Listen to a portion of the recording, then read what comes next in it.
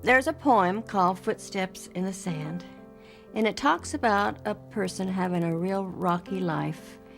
And he's following the footsteps in the sand. And at one point, there are two sets of footprints. And at another point, there's only one set of footprints. And he asked God why at one point in his life there was only one set of footprints. And God says, well, those were the times that I was carrying you. You weren't able to walk on your own, so I carried you.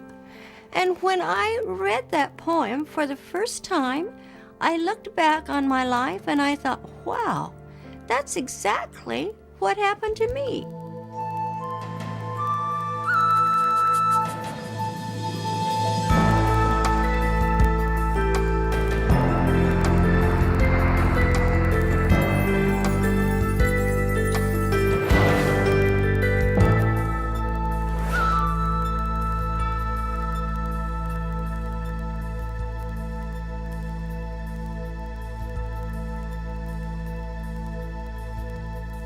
The extraordinary story of Peggy Bearden makes it clear that the power of love can overcome even the most horrific childhood.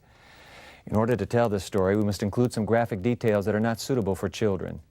We don't tell the story because of how it begins, but because of how it ends. This is a story of radical transformation.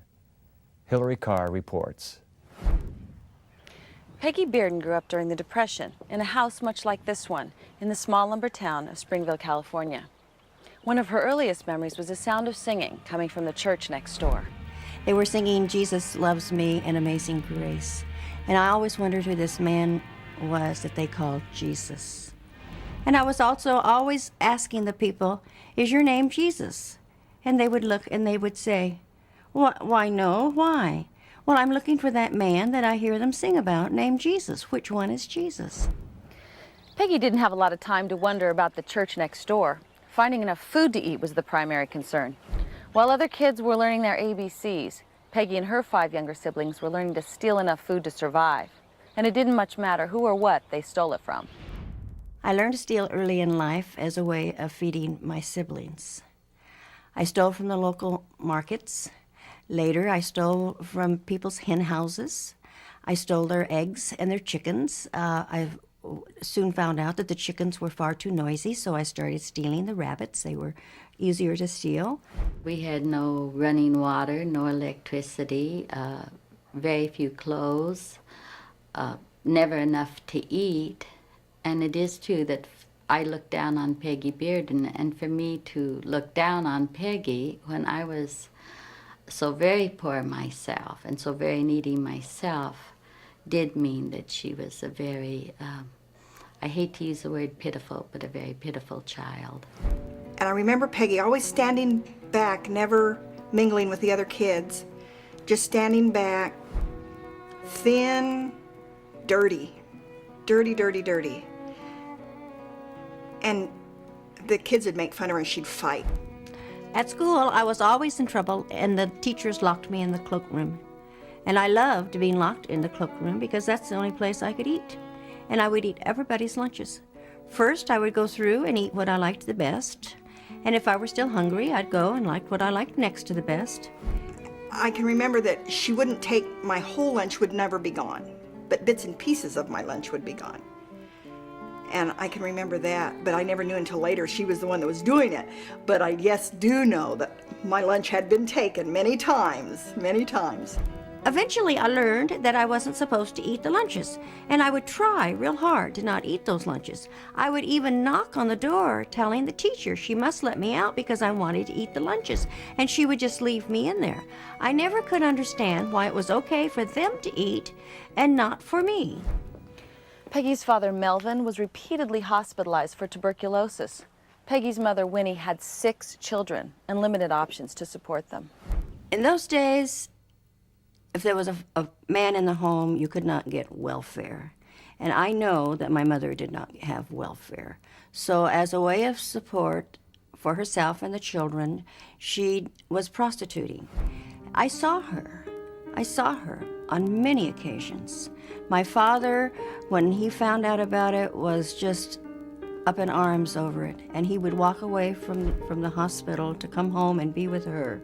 And through the process of him sitting in the bars, waiting for my mother, drinking and gambling, he became addicted to drinking and gambling, and waiting for her to come home from wherever she was. Early every morning, our house came alive with screaming sounds from my mother. But this one particular night, the screams were just different for some reason. So I got out of bed and I just followed her screams, and I stood at the door. There was a light on, and I watched my mother in the bed in excruciating pain. She was alone. My dad was back in the hospital. She was alone, and she was on her hands and knees, hanging on to the foot of the iron bed. Peggy watched her mother as she gave birth. She watched her mother take the baby into the kitchen. She watched her mother wrap the baby in paper and run water into the sink. Then her mother turned and noticed Peggy. And she stopped and called me into the kitchen and said, "How long have you been watching?" And I said, "I've been watching for a long, long time. Your cries awakened me." Anyway, by this time, the baby was dead. A few days later, she came, and it was at night, and she got me out of bed and told me that there was a bundle out by the gate, and she wanted me to take it into the great vineyard and bury it. And I took the baby out into the great vineyard, and I buried it.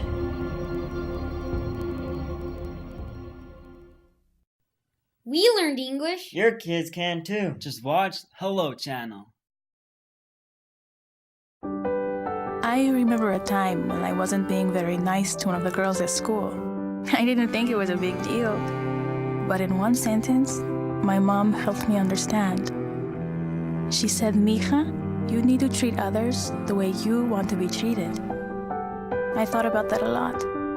I still do.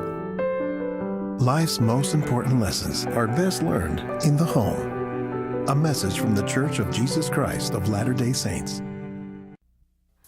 I really feel that if God hadn't have been with me, that my dad would have killed each and every one of us kids right before our mother's eyes, all 6 of us, and then killed her, and then perhaps killed himself.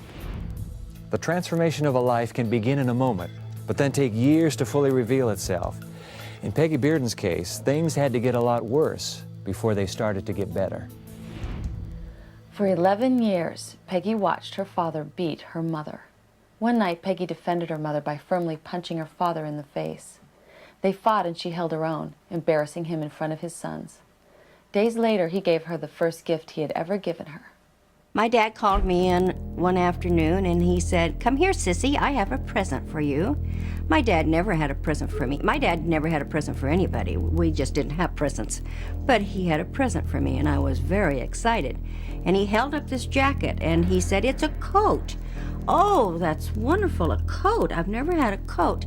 And I heard my mother in the background go, "Oh, Melvin, please." And I thought, something clicked, but I just went right straight for that jacket, and he was holding it up. He said, "Here, sissy, put your arms in it." And I just put my arms in it, and all of a sudden, he just threw me around. I just went spinning, and I was just locked in this thing.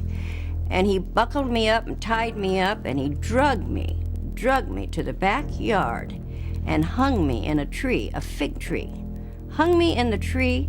My legs couldn't even touch the ground, and I was there for about 3 days. My dog Patches came and got under my feet to give me support, but my dad came out every day and beat me with an old piece of a hose. He beat my legs. The straitjacket hung in the tree for years. Nobody ever bothered to take it down. It was a constant reminder to Peggy of the terror that lived in that house, a terror that kept coming back in increasingly familiar ways. One night, Peggy again watched her mother run water into the kitchen sink. One night, my mother found me standing at the kitchen door again, watching her. And she came over and got me and brought me into the kitchen, and she explained to me what was going on, that she wasn't able to feed the children that she had. She didn't know what else she could do. She didn't have any other choice, so she was going to show me how to do this. And the kitchen sink was already filled with water, and there was this little bundle in the kitchen sink, wrapped in paper, and she wanted me to hold it under the water, and I'm just a child, so I started kind of playing in the water, and the paper started washing off. And pretty soon, before I knew it, I saw a couple little pink legs sticking out and a bunch of little toes, and they started moving, and before you knew it, I could see that I had a little sister. I'd never had a sister.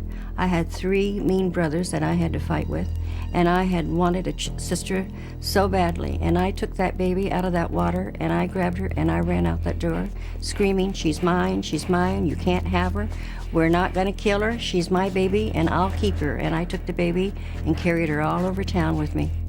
Peggy showed the baby to all of the neighbors so they would see it, and so her mother couldn't drown it. She raised the baby, caring for her until they were sent to different foster homes and forced apart. Peggy didn't see her sister again for another 10 years. At the age of 17, the courts returned Peggy to her mother. A few months later, she married the man next door. I was so excited about getting married the first time because I was going to have a mother. For the first time, I was going to have a mother who was going to be there for me, and I just knew that she was going to love me. She had something like 9 children. It was a large family, and I was marrying her youngest son, but she ended up not liking me because I was a thief. After 3 failed marriages, Peggy began to fight the greatest battle of her life: alcoholism. I said all my life that I wouldn't do to my children what was done to me. I said I would never become what my parents were. And at the age of about 27 or 28, I fell to the awful disease of alcoholism. And I wasn't just my mother or just my father. I was both of them in one. By this time, Peggy was up to her 6th husband. She was being arrested daily for drunk driving and afraid of losing her 2 little boys. It was then the first really good thing happened in her life. So I went to Alcoholics Anonymous. I'd had a friend who'd been able to quit drinking, and I called him to find out how he'd quit, and he sent a couple of women from AA over to talk with me. They carried me around to a couple of meetings for a couple of days until I got my thinking clear.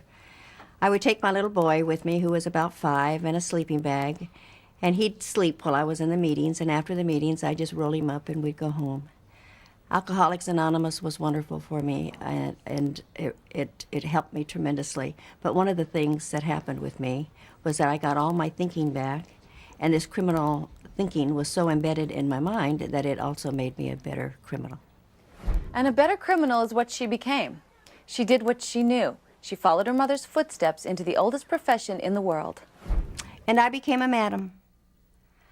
I was taking a class at Fresno State College, and I heard some girls talking about working for an escort service. So I scooted my chair closer and I started listening to them. And these bells started ringing. My criminal mind just started spinning. The girls made fantastic money. I made fantastic money. I had a wonderful clientele. I had professional people from all over. And I ended with making lots and lots of money. But in late 1982, Peggy made a big mistake.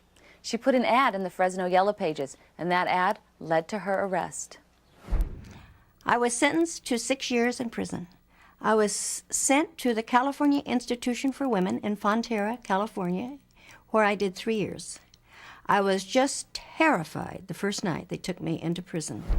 While in prison, Peggy couldn't get away from the screams of the other inmates. She needed to find peace. And she found it in the one place she was never allowed to go as a child: church. As a little girl, I couldn't go to church. They wouldn't allow me to go to church. I didn't know what God was. And here I go to prison, and I find that the only place that I can find peace is in the church. So I went to church. I was only in church a couple of times, and I loved they had a black choir, and I loved the jazzy music. We had a black chaplain, and I loved his preaching, and I wanted to join the choir. So I showed up one day for choir practice with all the black girls, and they just had a fit. They didn't want this white face in their choir, and they went to the chaplain and told him that they didn't want me in the choir. But the chaplain liked me, and he talked to them, and before you know it, I was singing in the all-black choir. Peggy sang in the all-black choir every week. The songs she learned, songs of slavery and freedom, struck a powerful chord with her. One song in particular she grew to love.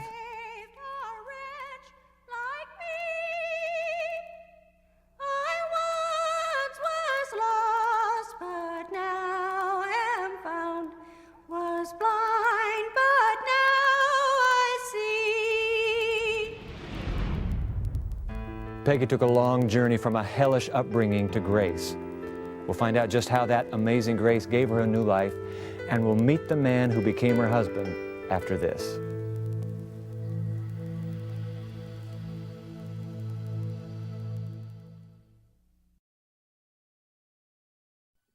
You can learn English at home. Watch Hello Channel. I was just terrified the first night they took me into prison. The terrible noises, the awful, awful screams that never stopped.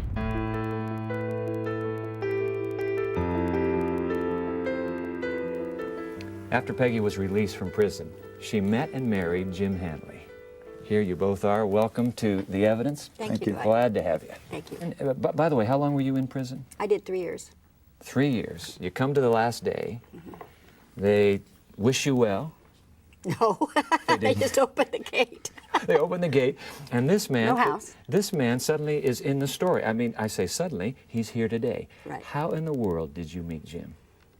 We met through a mutual friend. I'm in AA. Jim's AA, Alcoholics Anonymous. Alcoholics Anonymous. All Jim's right. first wife, who had passed away, was a recovering alcoholic, and then we had a mutual recovering alcoholic friend who introduced us. Now, Jim, are you a recovering alcoholic? No. You were married to one, your first wife. That's right. So you meet Peggy. Do you know Peggy is an alcoholic when you meet her? Oh, yes, I do. Okay. Matter of fact, that was one of my qualifications in finding another mate, that they have a recovery in the program. That your next life partner would be an alcoholic? That's right. A recovering alcoholic. That's right. Jim, I'm just intrigued with this.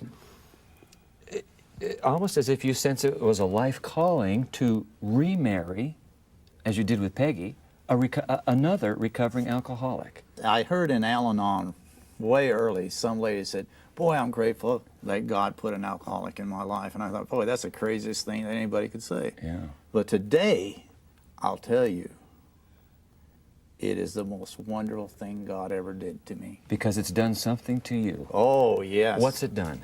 Well, it has made me not to be a nuisance to other people.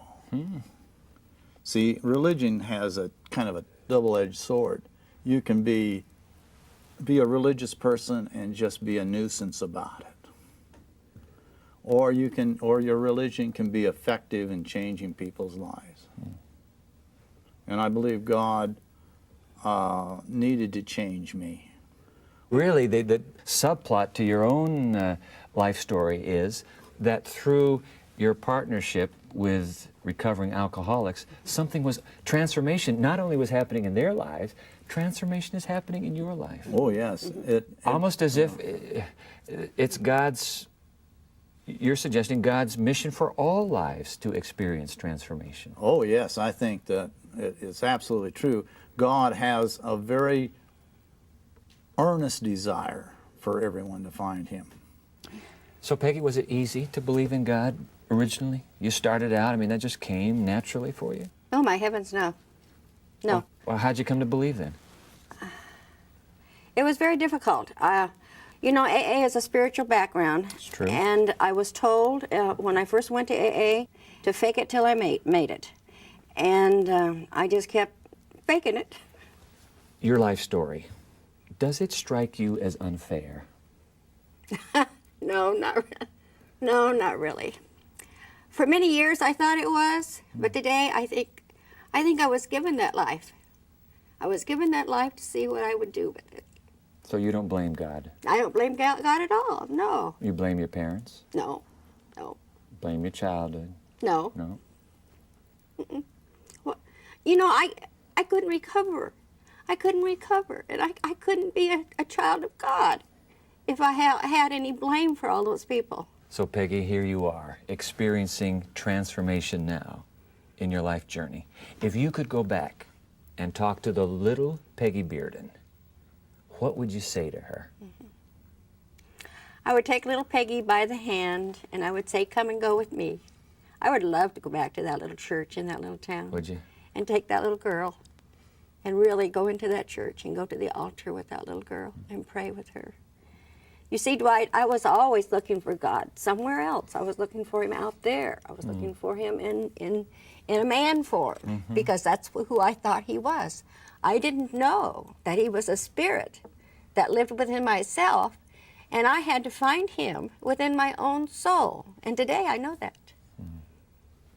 Peggy, thanks so much for sharing your story with us. Thank you, God Dwight. bless you both. Jim, Thank you. glad you came.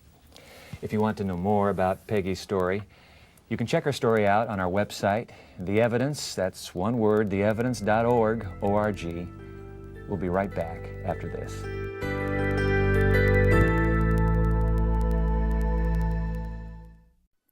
Learning a new language can be difficult and discouraging, but it doesn't have to be.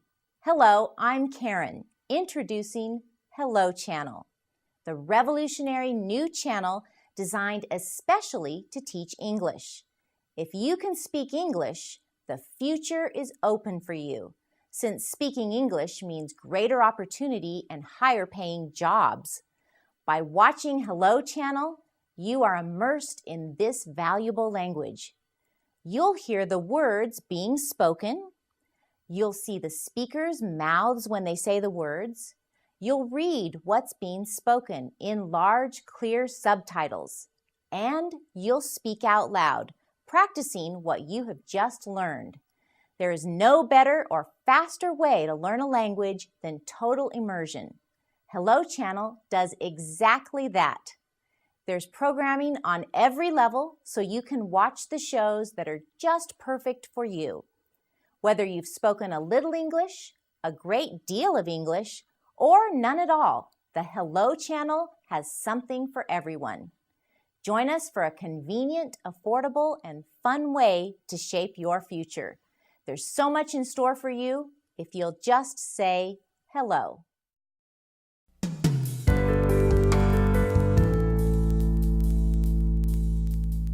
Peggy Handley had the kind of childhood that dooms most people to a life of dysfunction, if not outright criminal behavior.